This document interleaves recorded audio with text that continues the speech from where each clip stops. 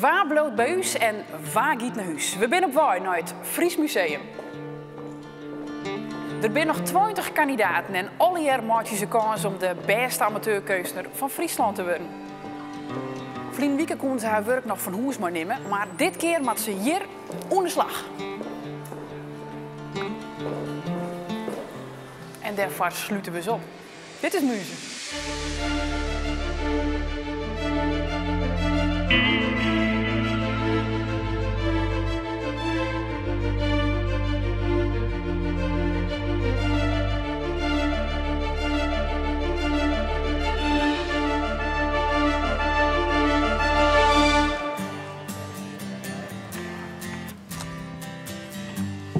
De beste amateurkunstenaar van Friesland.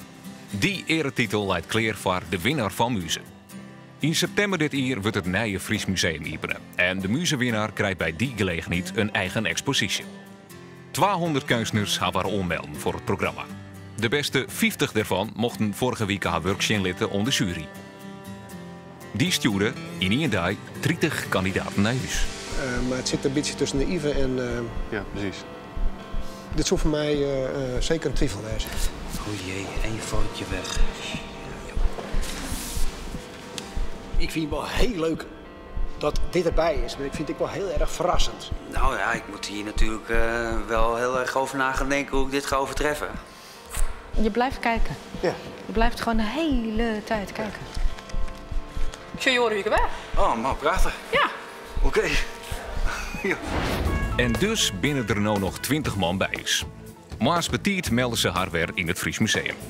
Zonder te weten wat haar aan te wachten zit. Ze zullen azen een nieuwe opdracht krijgen, maar weten net wat voor. Maar dat ze het onder bak matten is wel duidelijk. Net een gek idee dus om even moed in te drinken en om nog wat na te praten over Vline Wieke. Lijst ik nog tarret op Joert? Voorbereid op Ja. Ja, ik heb zelf een krukje metgenomen. Ik denk eigenlijk met staansteus, dat houdt nooit heel lang vol, dus ik heb een krukje metgenomen. Maar helemaal niks dienen om creatieve proces op gang te brengen? Jawel, Of... ja, nee, maar ik heb wel een beetje nagedacht natuurlijk. Oh, vertel. Ja, ik kan me zo voorstellen dat jullie vragen van wat ga je doen met de expositie, zoiets. Dan heb ik wel leuke ideeën. Wat voor ideeën? Ja, dat kan ik nou natuurlijk niet vertellen met al mijn...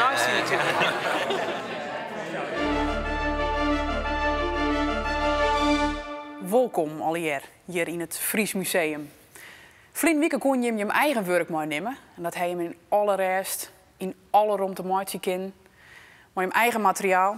Kan een tafelstreffer westwijzen. Maar wij willen graag Joert zien, dat je hem dat Joert hier kennen. Vandaar dat de opdracht is... maak je een ontwerp van een kunstwerk, maar als thema ik, hier. En dat maak je hem dwam met het materiaal wat hier zit. Je moet het Fries Museum net verlitten en je krijgt 3 hele uren de tijd. Dus binnen die tijd moet het klaar wezen.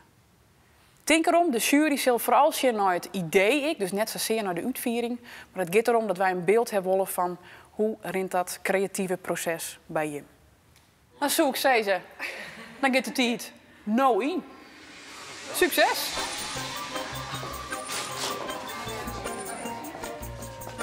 In 3,5 uur een ontwerpmaatje van een nieuw kunstwerk. Dat is net volle tijd. En de materiaalkeuze is beperkt. Voor gewoon deelnemers zult een helse klus worden. Hoe redt Biggelix een kok hem je mij? Nou ja, ik kon wel mijn creativiteit erin kwijt, want ik dacht van ik ga gewoon een leuk gerechtje maken. Alleen van de materialen die ze beschikbaar hadden gesteld, dus dat vond ik wel leuk. Denk je dat dat sterk genoeg is? Dat weet ik niet. Ja, ik denk het wel. Ik weet het niet. Sjoerd is voort aan het knippen en plakken. Maar Boukje komt minder makkelijk op gang.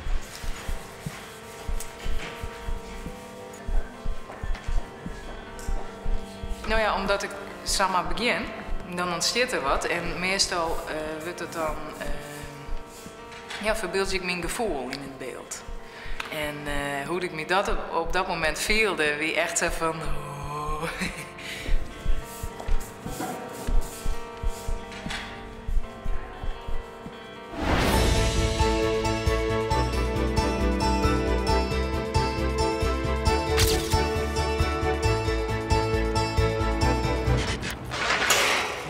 op mijn domein.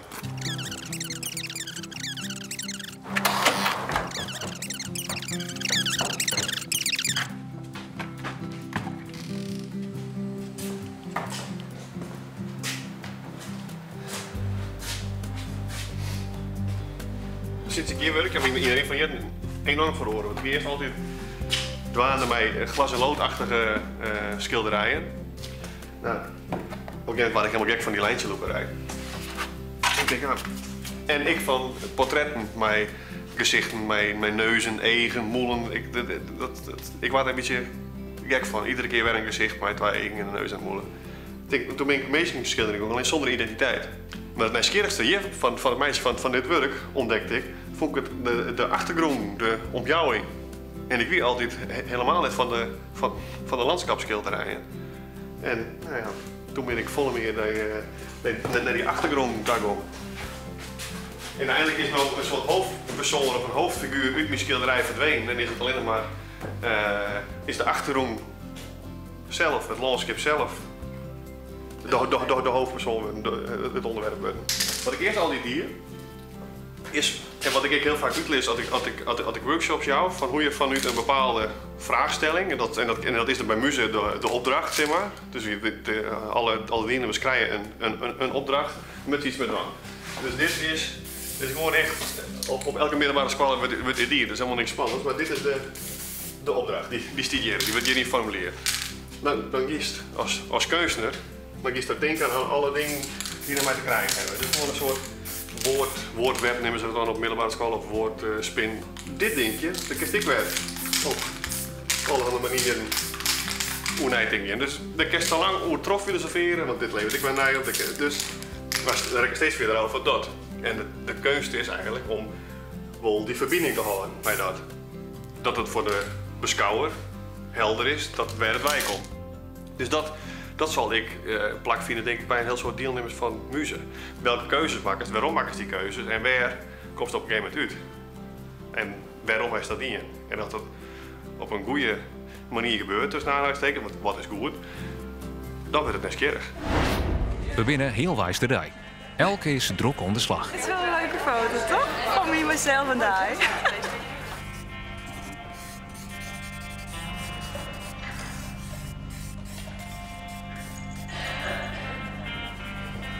Ik heb gewoon elke keer schilderen gehad, maar het gaat om een groei, hè? Daar sta je nooit stil. Nee, dat is... Ik ben niet meer in een vrij bedrijf aan het werk, want er is wat te veel vroeger gebeurd. Maar je kan altijd wel... hè? Maar je bent een beste schilder van beroep? Ik was vroeger huisschilder geweest. Oké. Niet zo heel lang hoor. Ja, ik vind iets mooi maken, daar hou ik van. Het plezier spat er vanaf. Ja, ik wil hem ook wel eens een spontaniteitsschilder, vind ik ook altijd wel leuk. Ja, dit is wel spannend, hè? Omdat mensen, ja, wie ben ik om waarheid te vertellen, maar mensen leven ze met het verstand, hè? Als je het verstand loslaten en dan met hart, dan wordt de wereld mooier van. Eigenlijk wil ik een vrijheidsschilder willen. Dat vind ik wel mooi. Precies. Vrijheidsschilder. Te gek. Ja, dat vind ik wel te gek, een vrijheidsschilder. Even heel wat oors in Tusken. Het Fries Museum kan met hulp van de Bank Giro Loterij een nij kunstwerk omkeepje. De keuze gaat tussen 3 werken. En Jo kan mij bepalen wat het wordt. De eerste mogelijkheid is een videokunstwerk oer Longeskippen van Johan van Aken. De maker, Johan van Aken, is een schilder van oorsprong. En die maakt bijna abstracte schilderijen met heel veel landschappelijke verwijzingen daarin. Of heel veel landschappelijk gevoel daarin. Maar ja, een schilderij van een landschap, of het nou letterlijk is of bijna abstract, dat is eigenlijk altijd een soort kader van een landschap. En wat hij eigenlijk in die video doet, is bijna door die vogelkijkhutten te nemen, bijna hetzelfde. Doordat je ineens vanuit de vogelkijkhut kijkt, kijk je ook door een kader naar het landschap. En daarmee wordt het landschap weer een schilderij. Terwijl je wel naar een echt landschap kijkt. Dus het is bijna een zen-achtig werk. Je moet er helemaal in gaan zitten. Je moet de tijd nemen en er helemaal in gaan zitten. En ja, als je dat dan ziet, dan kun je niks anders dan ervan genieten. Ja, als je nu wat in de winkel koopt en je koopt iets in Leeuwarden of in Sneek of in Lemmer of in Harlingen of waar dan ook, dan smaakt het eigenlijk altijd precies hetzelfde. Dus je koopt iedere keer hetzelfde product. Behalve als je in Friesland een oranjekoek koopt bij de bakker. Want iedere bakker bakt zijn eigen oranjekoek. En het leuke van wat we hier zien is dat dat een project is over die oranje koeken. En dat is van Trientje Nauta en Marijke de Ruiter. Die hebben dit bedacht. En het idee achter dit project is dat er 100 oranje koeken gefotografeerd worden. Bij alle bakkers in Friesland die oranje koeken bakken. Omdat het er straks 100 worden, krijg je iets heel geks. Je kunt eigenlijk net als bij tegeltjes of alleen naar die foto kijken en je daar helemaal in verliezen. In al die kleurtjes en die smaken en in de compositie. Maar als je ze allemaal bij elkaar ziet, dan is het ook weer prachtig. Daar kun je je ook weer helemaal in verliezen. Dit werk van Treintje van der Wal, dat is eigenlijk één groot kijkfeest. En het begint een beetje in het midden. Daar zie je een bekend gebouw. Dat is de Paperclip van Karel Weber in Rotterdam. En dat is een heel groot sociaal woningbouwproject, al uit de jaren 70. En daar wonen nu allemaal buitenlandse mensen. En als je dan kijkt naar het werk, dan zie je het wel. Je ziet alle culturen, die zie je hier eigenlijk voorbij komen. Ja, en het leuke is, als je zo kijkt, dan zie je dat het langzaam overgaat in Friesland. En dat is heel grappig. Je ziet hier een sjees. En als je dan verder gaat, dan zie je ineens het Friese landschap met de kerkjes, de horizon. En het is ook een soort collage van alle kerkjes die je tegenkomt. Je ziet de slachten zo in het landschap zitten en je ziet klederdracht. En dat is zo mooi, dat precies is waar mensen elkaar ontmoeten. Volksdansen, klederdracht, ja, dat begrijp je van elkaar, dat snap je van elkaar. Nou, en eigenlijk is dit een hele positieve boodschap die ze heeft. Maar ja, ze wil toch ook de vrede een beetje verstoren doordat ze hier dan weer bommenwerpers heeft laten zien.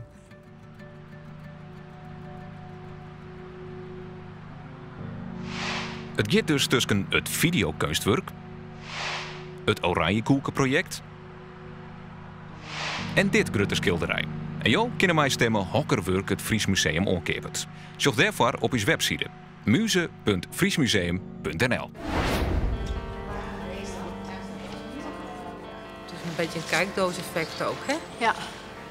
Dus dan zou je het op ooghoogte ook weer presenteren. Dat is denk ik wel het mooiste, ja. Dat je het op dezelfde hoogte ziet als ik. Ja. Wat het Jutex weer had, is Henk Procé. De opdracht lijkt hem net goed. Ja, ik vond het heel lastig, want ik ben liefhebber van het landschap. Of landschap, dus ik zou zeggen. Ja. Dat is mijn favoriet. En dat is ook wat ze willen zien. Zeggen dat is in handschrift. Wat? Je vindt volgens mij een moeilijke opdracht. Ja, nou weet je wat het is? Ik zat wordt in de holle van, ik mij dit graag schilderen. Daar ga ik nog al heel lang dokter om mij. Maar je wil graag dat er wat oorschrijft. En wat te denken van een fotograaf? Die viel hem Joet raar opsletten in dit lege museum. Oh, ik zou heel graag naar buiten willen. Ja, normaal als fotograaf vind ik ook een boel in mijn omgeving. Je loopt ergens tegenaan en je denkt, hier moet ik wat mee. Dus nu moet het echt vanuit ik. Ek de orenfotograaf van de groep is nog net gelukkig. Ik ben altijd een boeten aan de gang. En dan zie je daar de schilderijtjes uit de natuur. Een oorplaatsje te maken en dan wat je werkelijk zegt. En dat probeer ik hier dan ik een beetje. Maar het is hier al strakker en net zo levendig. Hè?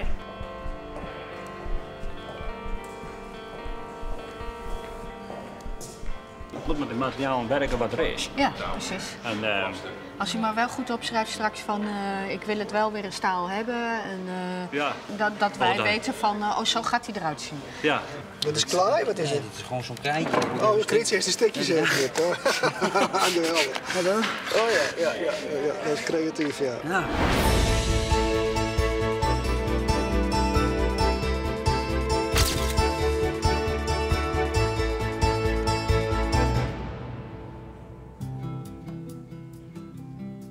Ik heb al die fascinatie over kunst. Ik wil altijd naar een museum. En dat mocht net, dus hij met me niet tijd voor. Dus ik heb wel zijn van misschien het puberaal verzet was dat ik in de cultuurdoek ben. Het is wel, als je terug het Sjen. We hebben jongens van het veld, plattelandsjongetjes. Dus het Sjen ontwikkelt naar het Sjen. Dat is een vogelke, daar zit het landschap en daar zit een grijze loft aan en dat en dat. Dus het Sjen is mij alles. Het Sjen houdt net op bij de natuur, het Sjen is in de kunst. Dus verwonder je, wat gebeurt er? Dit is een schilderij van Thomas Oud. En dit is een schilderij uit 1937. Schilder in de Belgisch-expressionistische stijl. Thomas Oud is ben op het Ameland, hij heeft nooit meer waarom best. Naar Friesland, is in Brussel weenbleun, net in Den Haag staan. En dus die heeft niks meer met Friesland en dan zit hij in Brussel. En wat schildert hij dan? Een broertje leerpaaien in een zeg maar stormachtige maitidsmoor. Als men vreemd wat ik ben, dan is ik een cosmopolitische plattelander. Ik wil net in het romantische hoekje, maar ik ben wel platelander. En als ik ergens ben in de brood en ik zag iets moois, dan denk ik, goh, dat is mooi. Nou ja, dan keep ik het. Zo heb ik een keer 30.000 Turkse potten gekocht in Turkije, omdat ik die pan zo mooi vond.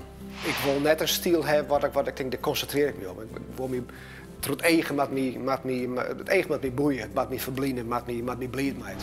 Ik heb geen behoefte om het te kennen. Heb ik nooit hand. Dat is ook heel lekker. En je mag denken, als je mijn keusdwanden binnen, ik net zelf het wollen, want dan wil ik een mankeren kunster.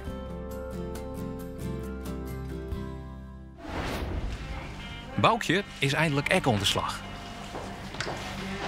Ja, het is een aparte situatie, hè, met de camera en alle mensen. En dat viel ik gewoon heel wat in mijn lief. Ja? Maar ja, ik had steeds het gevoel dat ik in de gaten houden word, natuurlijk. En dat is ook zo. En ja, dat zou ik nog nooit werken. Dus dat verneem ik in mijn lief. Nou ja, dat show je op die oren goed gewoon. Ja, dan krijg ik echt zo'n gevoel van... Oh. Boukje is intussen aardig op stoom, maar Petra had nog niet. Het idee dat ze had, kon ze net uitvieren. Van de jury had ze criteriën gekregen dat het vertellen van het idee net genoeg is. Ze mat wat zinlitten en de tijd rint op zijn eind.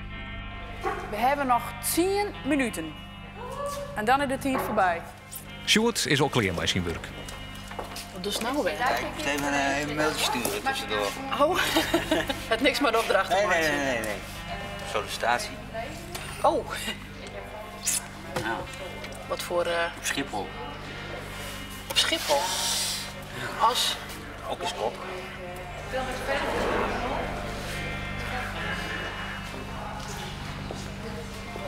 Hoe gaat het, Ronnie? Nou, het was symboliek wel goed. Ja, met name wat in die tijdsbestek. Veel druk? Ja, ik hou er niet zo van, nee. Ik word met alles zo stil.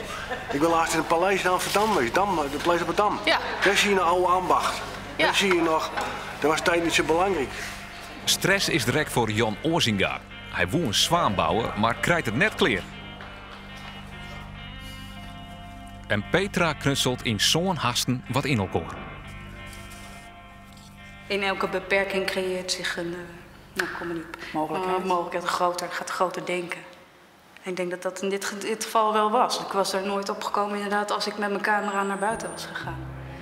Hoe bedoelt casting komen zien? Niet. Dit red ik net. Nee. Nee, dat red ik niet. Eerste gedachten. Wat wil ik? Ja. En ik kon een zwaan, maatje. Dit is mijn terrein. Ja. Waar botst het? Wat slag het net? Nou, de tijd. De tijd. Ja. Het ziet er wel lekker uit, hè? Al zeg ik het zelf. Maar het is toch wel grappig. De trein heel oren weer voorbij. De meesten hard oprijden, maar ik zie nog een paar kandidaten in de sale. De tijd is om. Ja, Ik maak hem vrij de sale te verlitten. Jan maakt eruit. En dan is de sale straks het domein van de jury. Voorzitter Saskia Bak moet aanstaan de helft van de kandidaten naar huis sturen.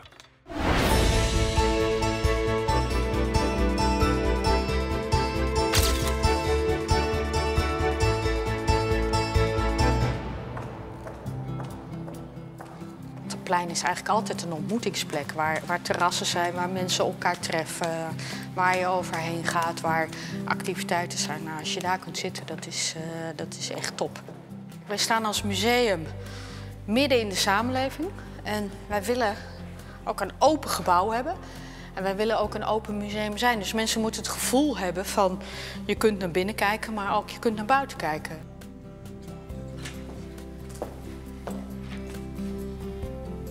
eigenlijk wel gek, hè? Dan kom je zo'n hele grote zaal binnen.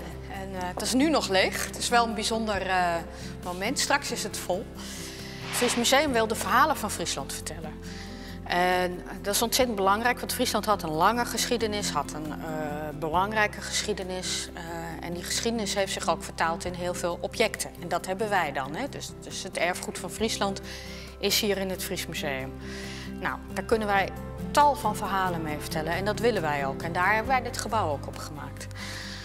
Dus we zullen dat doen met zoveel mogelijk voorwerpen, maar daar komen wel filmpjes bij om het duidelijk te maken.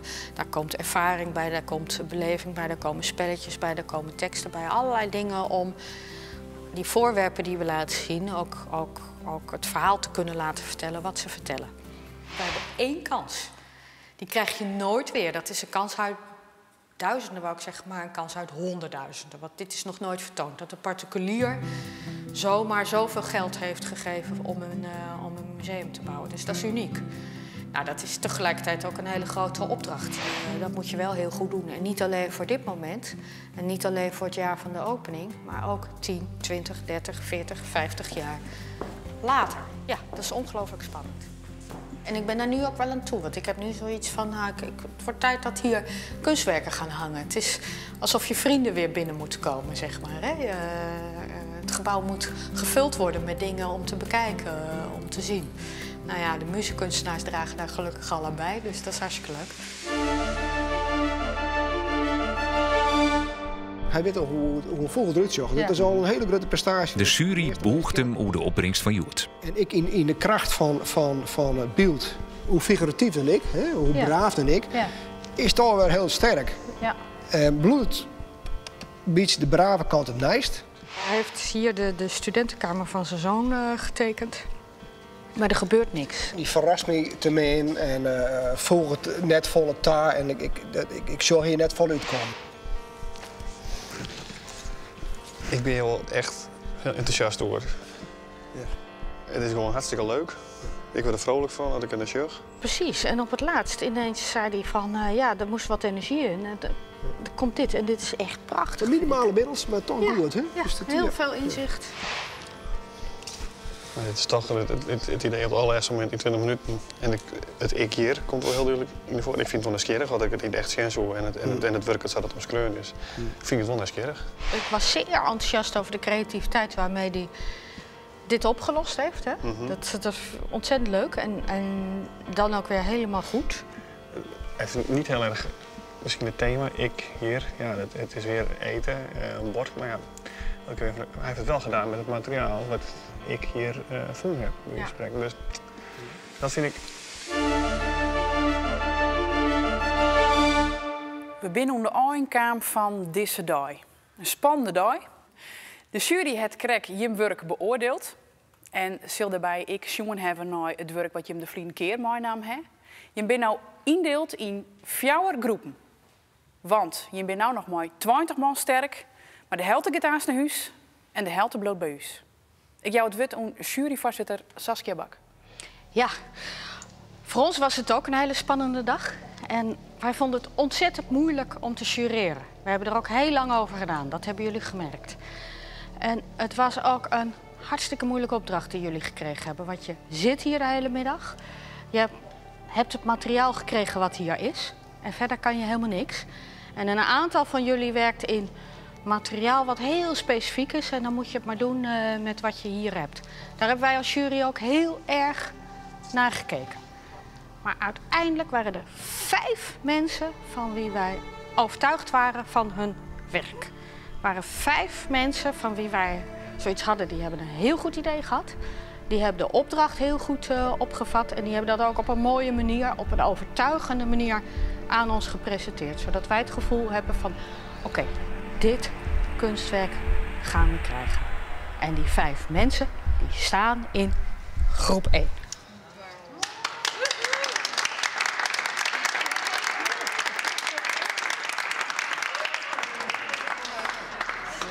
Maar er waren ook 5 mensen van wie wij zoiets hadden. Ja, zowel in de uitvoering als in de presentatie van het idee, in de opvatting van de opdracht vonden we het niet scherp. En die mensen die staan in groep 2. staan jullie hier met z'n tienen. En over jullie 10 waren we heel erg aan het twijfelen. Aantal van jullie gold lastig materiaal, moeilijk. Hoe ga je die opdracht vertalen? Een aantal van jullie gold kunnen heel goed schilderen, heel goed werken. Maar wat krijgen we nou eigenlijk voor kunstwerk te zien? Hoe pak je een nieuwe opdracht op? Hoe pak je een nieuwe opgave op? Dus wij vonden het ontzettend moeilijk. Dus we hebben heel erg lang met elkaar gesproken over de werken van jullie team. Maar uiteindelijk hebben we besloten dat groep 3 gaat niet door. En dat betekent dat groep 4 en groep 1 bij ons blijven. Die zullen we oren die de kandidaten. En hier gaan huis.